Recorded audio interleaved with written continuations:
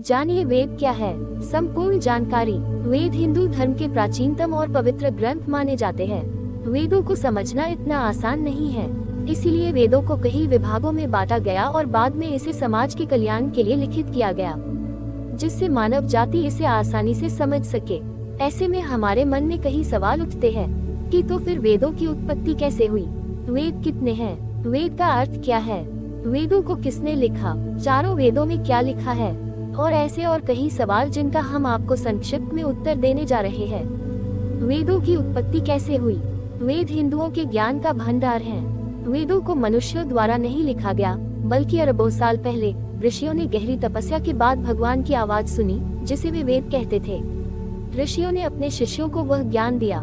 इस तरह वेद पीढ़ी दर पीढ़ी अवतरित हुए और आज भी मनुष्य का मार्गदर्शन करते हैं। चारों वेद कौन कौन से हैं? वेद हमें एक आध्यात्मिक जीवन जीने के लिए कहते हैं, जो शांति, अहिंसा और दूसरों की मदद से भरा हो।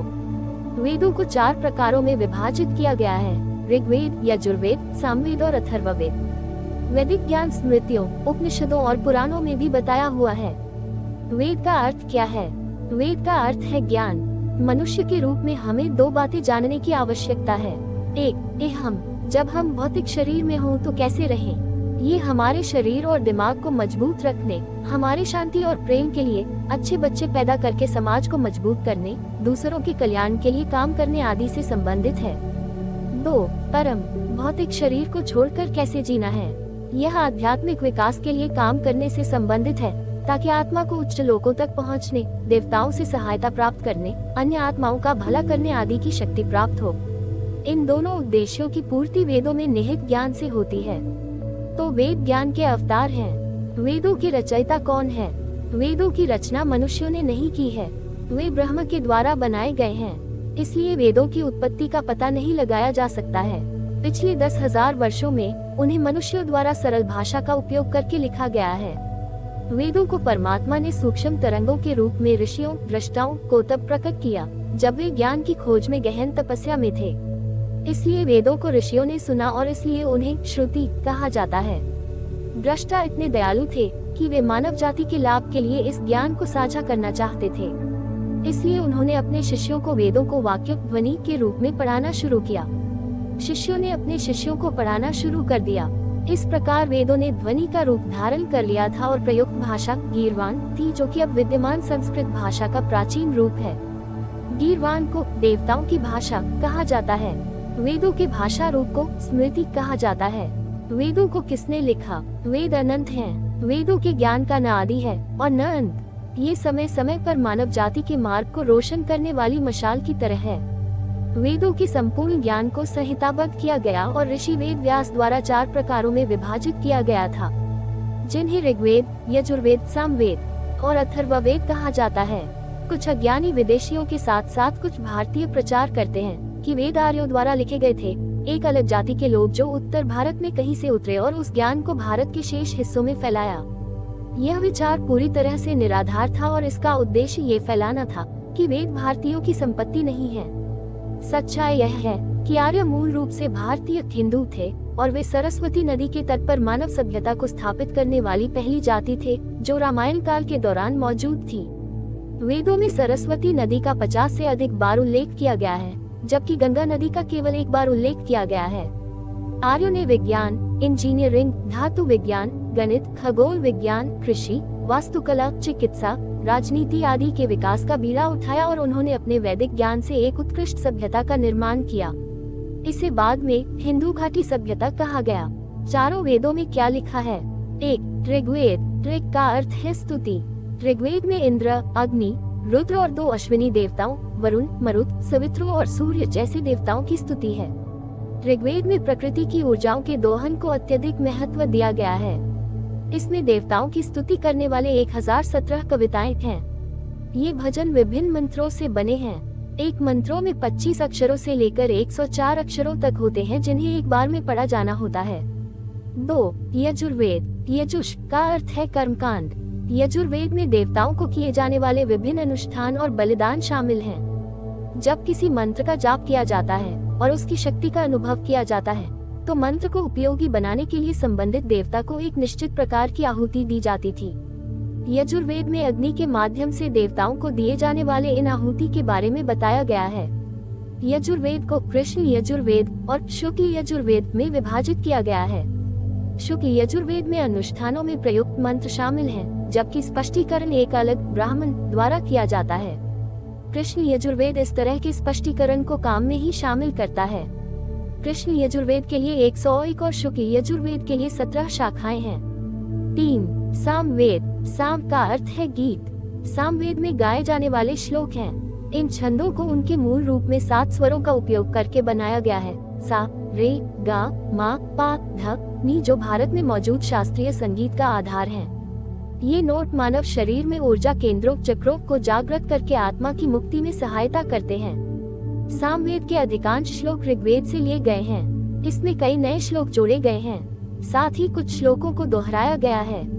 इसमें कुल मिलाकर 1875 श्लोक हैं। सामवेद के श्लोकों को गाया जाना चाहिए, न कि जपना चाहिए।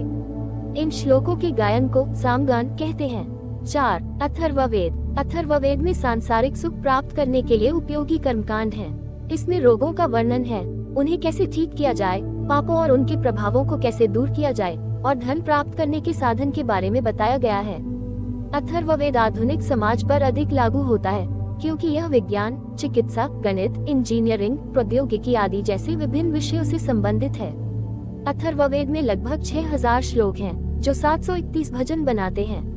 वेद कितने प्रकार के होते हैं? 1. मंत्र संहिता। वे विभिन्न देवताओं के लिए भजन, कविताएं और प्रार्थनाएं हैं। 2. ब्राह्मण। वे बताते हैं कि देवताओं को बलिदान और प्रसाद कैसे देना है। 3. आरण्यक। वे कर्मकांडों की दार्शनिक व्याख्या करते हैं। 4. उपनिषद। उन्हें सबसे महत्वपूर्ण माना जाता है क्योंकि उनमें सभी वेदों के संपूर्ण ज्ञान का सार समाहित है। सबसे महत्वपूर्ण उपनिषद हैं ईशोपनिषद, केनोपनिषद, कठोपनिषद, प्रश्नोपनिषद, मुंडकोपनिषद, मांडुक्योपनिषद, ऐत्रेयोपनिषद, तैत्तिरीयोपनिषद, छांदोग्योपनिषद, बृहदारण्यकोपनिषद और श्वेताश्वत्रोपनिषद। उपवेद कितने हैं? उपवेद 4 है। 1. आयुर्वेद। आयुर्वेद रोगों के लिए हर्बल उपचार से संबंधित है।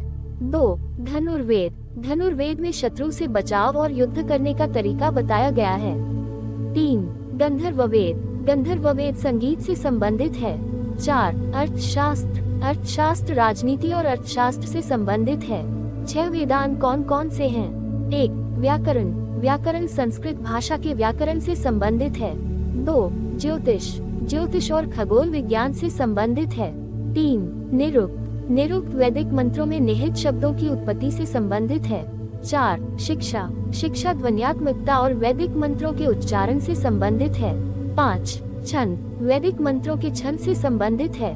6. कल्प। कल्प सूत्र बलिदान की विधियों और पालन की जाने वाली आचार संहिता से संबंधित है। स्मृतियाँ। स्मृति में दूसरों को नुकसान पहुँचाए बिना जीवन जीने का ज्ञान मिलता है। मानव जीवन के 4 चरणों में किए जाने वाले कर्तव्य अर्थात स्मृतियों में बाल्यावस्था, युवावस्था, अधेड़ और वृद्धावस्था का स्पष्ट उल्लेख मिलता है। स्मृतियों में समाज में अनुशासन लागू करने और कानूनों का पालन न करने पर दंड की चर्चा की गई है। मनुस्मृति, याज्ञवल्क्य स्मृति और पराशर स्मृति अन्यों में सबसे महत्वपूर्ण स्मृतियाँ हैं। 1. ऋषि वाल्मीकि द्वारा लिखित रामायण। 2. ऋषि व्यास द्वारा लिखित महाभारत इसी श्रेणी में आता है। इन्हें इतिहास की पुस्तकें कहा जाता है। पुराण। पुराण ये पुराना होने के बावजूद आधुनिक है। इसका अर्थ भले ही पुराने प्रतीत होता हो, लेकिन उनमें बहुमूल्य ज्ञान मिलता है जो वर्तमान आधुनिक समाज पर समान रूप से लागू होता है। इतिहास और पुराणों में वेदों का एक ही ज्ञान है, लेकिन एक सरलीकृत कहानी के रूप में एक साधारण मनुष्य भी उन्हें आसानी से समझ सकता है और उनका अनुसरण कर सकता है। अन्य 18 पुराणों के साथ 18 मुख्य पुराण हैं। 18 पुराण कौन कौन से हैं? 1. विष्णु पुराण। 2. नारद पुराण। 3. श्रीमद्भागवत पुराण। 4. गरुड़ पुराण। 5. पद्म पुराण। 6. वराह पुराण। 7. ब्रह्म पुराण। 8.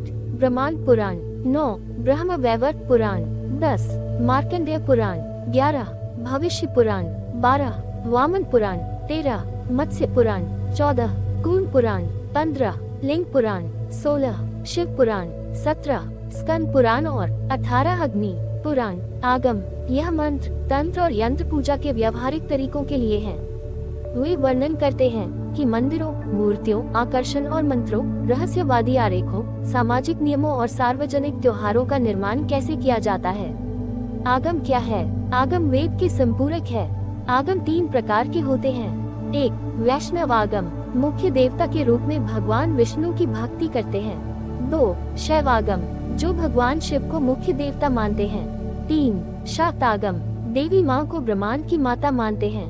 दर्शन, इतिहास, पुराण और आगम जनसाधारण के लिए हैं, दर्शन बुद्धिजीवियों के लिए हैं। ऋषियों ने दर्शनों में अपने विचारों को संक्षिप्त छंदों, सूत्रों के रूप में संघनित किया है, अतः भाष्यों की सहायता के बिना उन्हें समझना बहुत कठिन है।